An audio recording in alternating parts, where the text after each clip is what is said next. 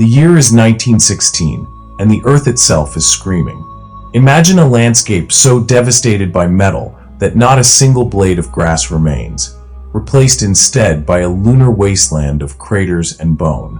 This is Verdun, the Meuse Mill, where the objective wasn't to gain territory, but to bleed the French white. In the center of this carnage stands a legend that still haunts the French psyche, the story of the Trench of Bayonets. Legend says an entire battalion was buried alive, standing upright with their rifles in hand, refusing to yield even to the weight of the falling earth. Were they heroes immortalized by a miracle, or victims of a horror so profound that history had to invent a myth to cope with the truth? To understand the Ghost Battalion, one must understand the sheer scale of the industrial slaughter at Verdun, the longest battle in human history. By June 1916, the German Empire had unleashed the Trommelfeuer, drumfire, a bombardment so relentless it could be heard 100 miles away. The French 137th Infantry Regiment was moved into the sector known as the Ravine of Death, a place where the air was more shrapnel than oxygen. These men weren't professional killers. They were farmers, teachers, and fathers, forced into a claustrophobic hell where the average life expectancy was measured in hours. They were told to hold the line at all costs, unaware that the line was about to become their tomb. The climax of this tragedy occurred on June 12th, during a bombardment that defied the laws of physics. The 137th Regiment was crouched in their narrow ditch, bayonets fixed to their Lebel rifles, bracing for a German infantry charge that they assumed was imminent.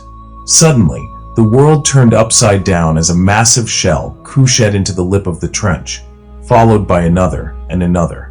Millions of tons of churned soil were hoisted into the air and dumped back down, effectively folding the earth over the living men. When the smoke cleared, the trench was gone, replaced by a flat, terrifyingly smooth surface.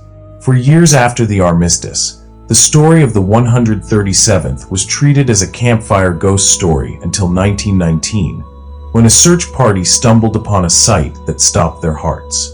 They found a perfectly straight line of 20 or 30 bayonets protruding from the ground, still attached to rifles that vanished into the dirt. Upon excavation, they discovered the remains of soldiers still in a standing or kneeling position, their skeletal hands still gripping the stocks of their weapons. The world was told they died prepared to charge, a miracle of the bayonets that symbolized French defiance. But the medical truth was far more grisly. Many had no wounds from shrapnel or bullets. They had died of suffocation, gasping for air in the pitch-black darkness beneath the mud. The tragedy isn't found in the metal or the dirt, but in the pockets of the uniforms discovered decades later. Among the ghosts was a young private who had written a letter just hours before the bombardment, expressing his longing for the smell of lavender in his home in Provence. These weren't zeros or heroes in their own minds. They were terrified men caught in a clockwork orange of state-sponsored violence. The Ghost Battalion became a symbol of the lost generation, a collective of millions of young men whose futures were buried before they had even begun. Every bayonet in that trench represented a family tree that was cut down at the roots. Today, the Trench of Bayonets is encased in a concrete cloister, a brutalist tomb that protects the site from the elements, but cannot shield it from the weight of its own history. It stands as a chilling reminder of what happens when the machinery of war outpaces the value of human life. We call them the Ghost Battalion not because they haunt the woods, but because their story haunts our conscience, forcing us to ask if any cause is worth being buried alive for.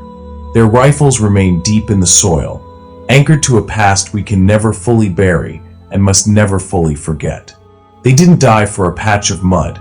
They died because they were told the world would be better for it. The Great War was supposed to be the war to end all wars. Yet the Ghost Battalion reminds us that the scars of 1916 still run deep beneath the surface of modern Europe.